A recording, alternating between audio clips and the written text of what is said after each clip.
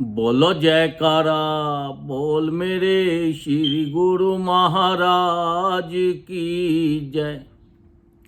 सौभाग्यशाली प्रेमी गुरुमुखों,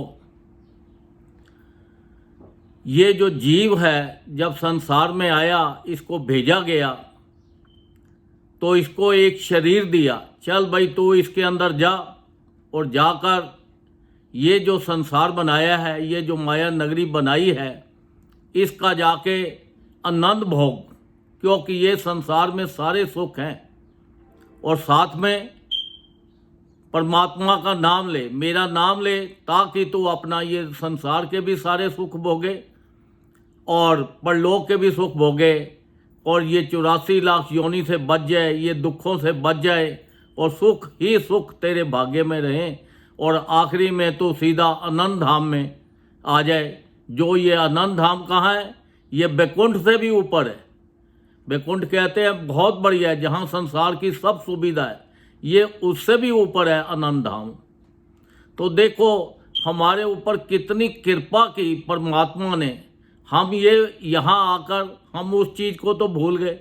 हम तो ये सोच रहे हैं कि मेरा नाम क्या है, ये जो शरीर है ये मैं ही हूँ। एक्चुअल में अगर आप कहीं पे रहते हो, आपके घर का नंबर क्या है, जो भी आपके घर का नंबर है, तो आप उस घर में रहते हो, उस घर की सफाई करनी पड़ती है और उसका हर तरह से ख्याल रखना पड़ता है। ऐसे ये जो शरीर दिया है, ये जो बॉडी दी है, इसके अंदर जीव आत्मा जो है उसके रहने का ये स्थान बनाया है कि चल इसकी सफाई भी रख, इसका ख्याल भी रख हर तरह से और ज़्यादा से ज़्यादा इसके आनंद ले। अगर आपने ये शरीर का घर का ख्याल नहीं रखा तो आपको आनंद कहाँ से आएगा? आप तो आनंद ले ही नहीं सकोगे और ऐसे ही दुखों के अंदर चले जाओगे। तो ये जो सारे सुख, सारे आनंद सभी के भाग्य में नहीं लिखे हुए। ये तो समझो बड़े विरले लोग होते हैं जिनके ऊपर परमात्मा की बड़ी अपार कृपा होती है, तब जाकर उनको कोई एक सत्संग मिलता है और तब जाकर उनको कोई संत महापुरुष मिलते हैं। जब संत महापुरुष हमें मिलते हैं, उनकी चरण शरण में जाते हैं, तो उनकी कृपा हमारे ऊपर होती है, तो फिर हमें सत्संग मिलता है। अब सत्संग क्या चीज़ है? सत्संग एक साबुन है। इससे हमें अपने मन की मैल को धोना पड़ेगा, क्योंकि देखो जैसे हर रोज़ हम ये शरीर को कपड़े पहनाते हैं और उसको मैले हो जाते हैं, फिर साबुन से साफ करते हैं, तो ऐसे ही ये जो हमारे मन के ऊपर इतनी मैल जम गई है ये संसार की, और संसार का चकाचौंध देखकर अब इसको हटाने के लिए तो इस साबुन जो है वो एक सत्संग है। और जो उसके साथ हमें एक चौकीदार भी दे दिया है। चौकीदार क्या है? हमारा नाम है।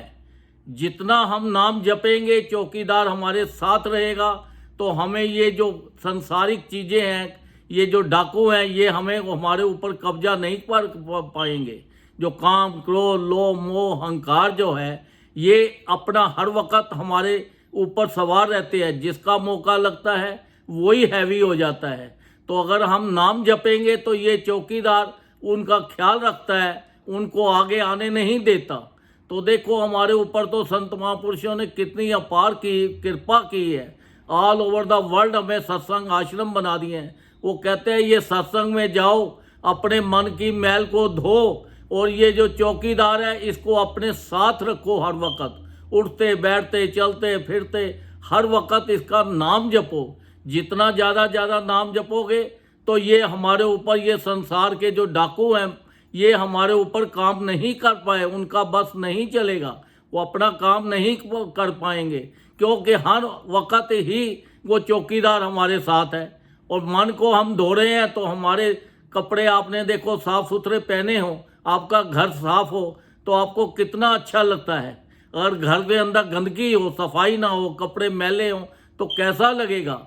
तो ये घर की भी सफाई करनी है, तो इसके कपड़ों को भी साफ करना है, मन की मैल को सत्संग से धोना है। अब संत महापुरुषों ने तो हमारे ऊपर देखो कितनी अपार कृपा की है। हमारे लिए 5 नियम बना दिए हैं: श्री आरती, पूजा, सत्संग, सेवा, सिमरन और ध्यान। जो श्रद्धा सहित करे निश्चय हो कल्याण।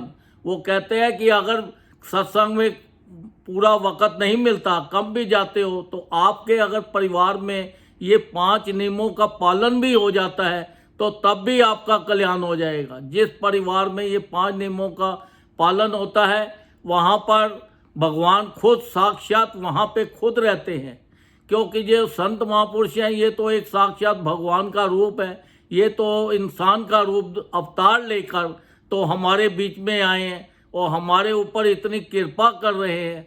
तो ये 5 नियमों का पालन करो। जिस घर में 5 नियमों का पालन होता है वहाँ सुख ही सुख होते हैं, खुशियाँ ही खुशियाँ रहती हैं। उनका ये लोक भी सुखी रहता है और परलोक भी सुखी रहता है। उनको किसी चीज़ का कोई डर नहीं होता, क्योंकि वो जो 5 नियम ही हमारी रक्षा करते हैं। तो देखो हम तो कितने खुश नसीब हैं। ये सारा संसार को देखो क्या हो रहा है। संसार के अंदर सब एक दूसरे के सबसे ईर्ष्या कर रहे हैं, मारकाट कर रहे हैं, लूट मार कर रहे हैं, कई कुछ संसार में हो रहा है। तो ये तो बड़े विरले लोग हैं जिनके ऊपर उस परमात्मा की बड़ी अपार कृपा है। जो वक्त के टाइम जो संत महापुरुष हैं, पूर्ण संत हैं, वो हमें मिले हुए हैं। उनकी छतर छाया में हम उनका सत्संग हम सुनते हैं और अपना जो जीवन का लाभ उठाते हैं। हमें ये संसार के अंदर आए हैं क्योंकि मनुष्य देह बड़ी कम मिली है, बहुत छोटे से टाइम के लिए है। ये एक जैसे है जैसे पानी का एक बुलबुला है, कब आया और कब चला गया। तो इसलिए इसका कोई भरोसा नहीं है। आपका एक एक श्वास जो है बड़ी कीमती है। ये श्वासों को व्यस्त मत गवाओ। ज़्यादा से ज़्यादा जितना ज़्यादा नाम हो सकता है नाम जपो और अपने जीवन का लाभ उठाओ और अपने संसार के भी सुख भोगो और अपना परलोक के भी सुख भोगो।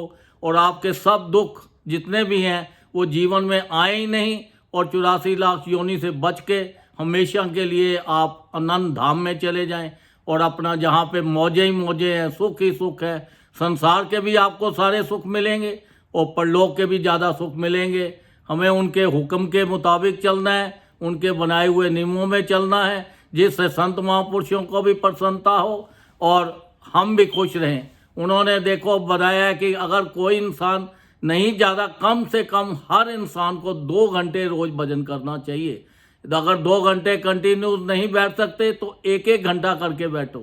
1-1 घंटा करके नहीं बैठ सकते तो आधा घंटा करके बैठो। जितना भी हो सके बैठो। अगर बैठ के नहीं कर सकते लेट के करो, चलते फिरते करो, कहीं पे भी रहो। भजन का कोई भी स्थान नहीं होता, कोई टाइम नहीं होता। जब भी हो, जहाँ पे भी हो, हर वक्त भजन करते रहो ताकि आपका जो जीवन है वो सुख में हो, आपका लोक भी सुखी हो और आपका परलोक भी सुखी हो। बोलो जयकारा, बोल मेरे श्री गुरु महाराज की जय।